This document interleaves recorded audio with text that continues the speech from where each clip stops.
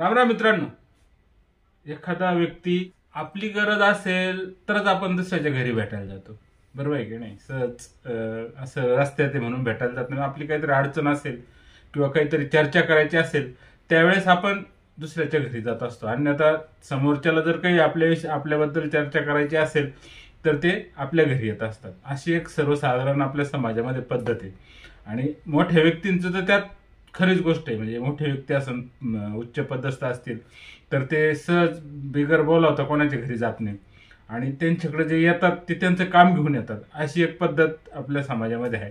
आता आज दुपारनंतर जवळजवळ म्हणजे 10-11च्या नंतर एक मोठी चर्चा प्रसार माध्यमामध्ये सुरू आहे मित्रांनो, की देवेंद्र फडणवीस साहेब जी महाराष्ट्राचे मुख्यमंत्री, मोठे उच्चपदस्थ नेते, ते स्वतः राज ठाकरे साहेबांच्या कृष्णकुंजावर भेटायला गेले आणि एक चर्चेला उदाहरण आलं की ज्या राज ठाकरे साहेबांनी आता 10-15 दिवसापूर्वी महायुती सरकार निवडून आलं त्याच्यावर टीका केली होती की हे सर्व जे काही निवडून आले ना ते काय असं सहज आलेले नाही. त्यांनी मतदान यंत्रणामध्ये काहीतरी घोळ करून किंवा आमच्या रेल्वे इंजिनचे मतं त्यांच्याकडे वळून असं अशा पद्धतीने ते निवडून आलेले.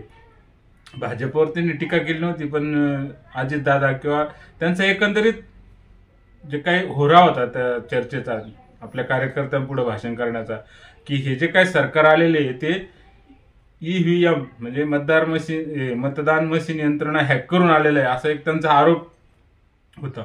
आणि त्यापासून बरीच चर्चा सुरू झाली की त्यांचेच कार्यकर्ते अस्वस्थ आहे म्हणून ते आपल्या कार्यकर्त्यांना उत्साह भरण्यासाठी अशा प्रकारचे वक्तव्य करत असेल वगैरे वगैरे.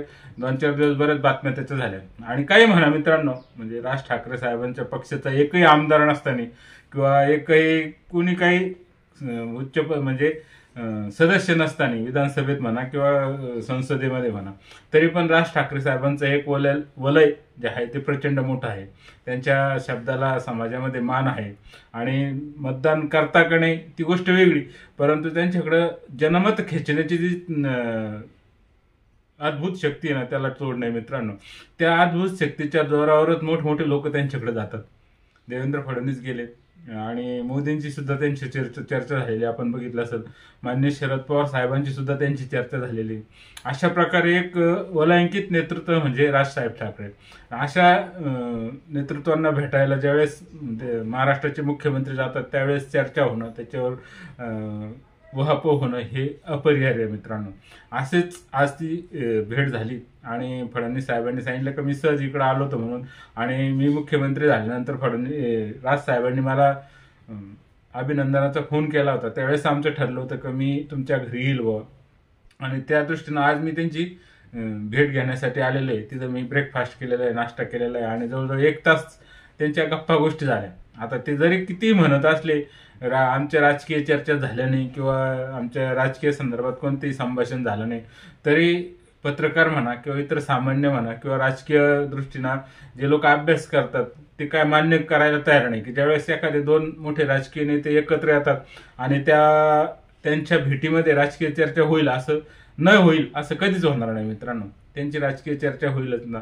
कदाचित जे काही त्यांनी मतदान यंत्रणावर आक्षेप घेतला त्या संदर्भात काही चर्चा झाली की येणाऱ्या ज्या निवडणुका आहेत महानगरपालिकेच्या त्या संदर्भात काही चर्चा झाली, त्याचा काही उहापोह झाला नाही. परंतु एक बातमी मोठ्या प्रमाणात व्हायरल होती की जे काही 12 आमदार राज्यपाल कोट्यातून होणारे विधानसभेचे आमदार, त्यामध्ये राजसाहेबांचे चिरंजीव अमित ठाकरे साहेबांना संधी मिळेल अशी चर्चा सध्या चालू आहे. आणि राज्यपाल नामनिर्देश आमदार म्हणून अमित ठाकरेंचा वर्णी लागू शकतो अशी चर्चा सध्या प्रसार माध्यम आहे. आता काय खरं काय खोटं माहीत नाही, आपल्याकडे काही सूत्र नाही आहे, परंतु ती चर्चामधून ह्या सगळ्या बातम्या बाहेर येतात आणि त्याच्यावर अनेक टीका टिप्पणी सध्या चालू आहे.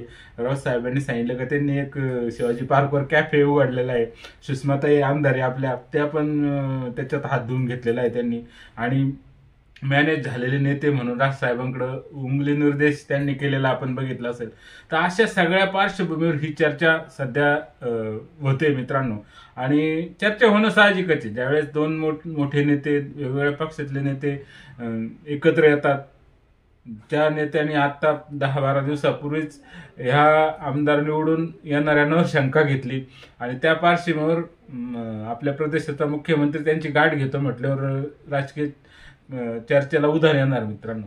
त्यात अनेक तर्क वितर्क काढले जाणार आहे का नाही. आता सध्याची काही परिस्थिती राजकारणामध्ये बघतो आपण की आपले माजी मुख्यमंत्री आणि आत्ताचे उपमुख्यमंत्री एकनाथ शिंदे साहेब सध्या प्रचंड नाराज आहे म्हणून सध्या त्यांची चर्चा चालू आहे. आता कोणतं ते एक आपत्ती असतं पण त्यांच्यामध्ये पण त्यांचा वर्णी लागला नाही असं काही सध्या त्या बातम्या चालू आहे. आणि कशी प्रकारची त्यांच्यावर आपत्ती ओढवली या सगळ्या पार्श्वभूमीच्या माध्यमात राजसाहेबांनी मुख्यमंत्री देवेंद्र फडणवीस यांची चर्चा झाली आणि या चर्चेतून पुढे काय राजकीय गणित निर्माण होतात हे काही सांगता येत नाही मित्रांनो. त्यांनी जरी फडणवीस साहेबांनी जरी स्पष्ट केलं की ही आमची वैयक्तिक भेट होती, आम्ही फक्त चहा पाण्यासाठी एकत्र आलेलो आहोत किंवा काय काय काय काय काय ते काय म्हणजे राजकीय लोक जे धूर्त असतात धोरणी असतात ते काय संजय राऊत नाही लगेच प्रसार माध्यमापुढे येऊन आपली सगळं काय उघडं करणार आहे. बरोबर आहे का नाही. जे काही करायचं असतं ते अगदी अंतस्थ असतं. आपल्याला माहित असेल मित्रांनो एकनाथ शिंदे साहेब ज्यावेळेस शिवसेनेचा पक्ष फोडून बाहेर गेले कशा प्रकारे गेले, ज्यावेळेस ते तिकडे गेले त्यावेळेसच आपल्याला माहित झाले. अनेक त्यांचे आमदार स्वतः त्या उद्धव ठाकरे साहेबांच्या बैठकीत होते तरी सुद्धा दुसऱ्या दिवशी ते नॉट रिचेबल झाले आणि एकनाथ शिंदेला जाऊन मिळाले. म्हणून जे राजकीय उलथापालथ होणारी असते ती काय अशी प्रसार माध्यमात पुढे येत नाही किंवा उघड होत नाही. ती अगदी म्हणजे ह्या कानाची त्या कानाला खबर लागू न देता ह्या गोष्टी घडल्या जातात. आणि ज्यावेळेस दोन नेते एकत्र येतात त्यावेळेस अशी काहीतरी अंतस्थ चर्चा झालीच असेल का ती प्रसार माध्यम पुढे येणार नाही. आणि समजा याच्यातून अमित ठाकरे साहेबांना विधान परिषदेचं सदस्य आमदारकी मिळाली तर मग काहीतरी चर्चा झाली असं त्याच्यातून अर्थ निघेल. आता ती जरतरची गोष्ट आहे. त्याच्यातले 12 आमदारातले मायामध्ये 5 का 6 आमदारांना नामनिर्देशित केलेलं आहे मागच्या 2-4 महिन्यापूर्वी. मागच्या याच्यात आत्ता पण केलेलं दिसतं. आपण बघितलं असेल त्या गोष्टी मागे येऊन गेलेल्या आहे टीव्ही बातम्यांमध्ये. परंतु आजची जी घडामोड आहे त्या घडामोडीकडे पाहणं मोठं राजकीय दृष्टीनं महत्वाचं आहे. आणि जे काही स्थानिक स्वराज्य संस्था महानगरपालिका यांच्या निवडणुका होऊ घातलेल्या आहेत. सगळ्यात महत्वाचं जे धोरण आहे सध्या फडणवीस साहेबांचं उद्धव ठाकरे साहेबांना राजकीय दृष्ट्या पूर्णतः कमकुवत करायचं आणि त्यासाठी ज्या ज्या काही गोष्टी करण्याची आवश्यकता आहे ते करतायत मित्रांनो. मनसेची ताकद मुंबईमध्ये प्रचंड आहे, चांगल्या प्रकारे आहे. हे आपल्या सगळ्या जनतेला माहिती आहे, मुंबईतल्या लोकांना माहिती आहे आणि राजकीय विश्लेषकांना पण माहिती आहे. त्यामुळं ह्या गोष्टी होतात आणि राजसाहेब जर आपल्याकडे आले महायुतीत आले तर जे काही जागा मिळणार आहे शिवसेनेला म्हणजे उद्धव ठाकरे साहेबांच्या उभाटाला त्या सुद्धा कदाचित मिळू नये आणि महानगरपालिकेमध्ये त्यांचं वर्चस्व पूर्णतः खतम व्हावं अशी एक रणनीती मायामध्ये फडणवीस साहेबांनी उभारलेली आहे. आणि त्यामुळं त्या याच्यातून ह्या सगळ्या गाठीभेटी चालू आहेत. माझ्या मते तरी चर्चा त्यांची महानगरपालिकेच्या संदर्भातच झाली असावी आणि जरी ते एकत्र होऊन निवडणुका त्यांनी लढवल्या नाही तरी सुद्धा एक दोघांचं एकीकरण म्हणून मैत्रीपूर्ण लढतं म्हणून होऊ शकतं.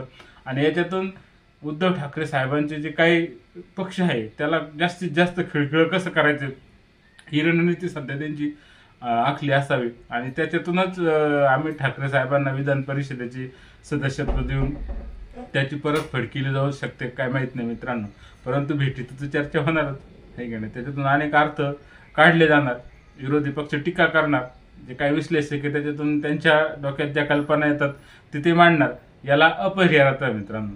त्यामुळं जी काही बैठक झाली त्याच्यातून जर अमित ठाकरे साहेबांना आमदारकी मिळाली राज्यपालांच्या मार्फत तर ह्या चर्चेला किंवा ह्या आजच्या भेटीला काहीतरी महत्व येईल असं वाटतं मित्रांनो. विषय जर आवडला चॅनल सबस्क्राईब करा, लाईक करा आणि व्हिडिओ पाहिल्याबद्दल धन्यवाद.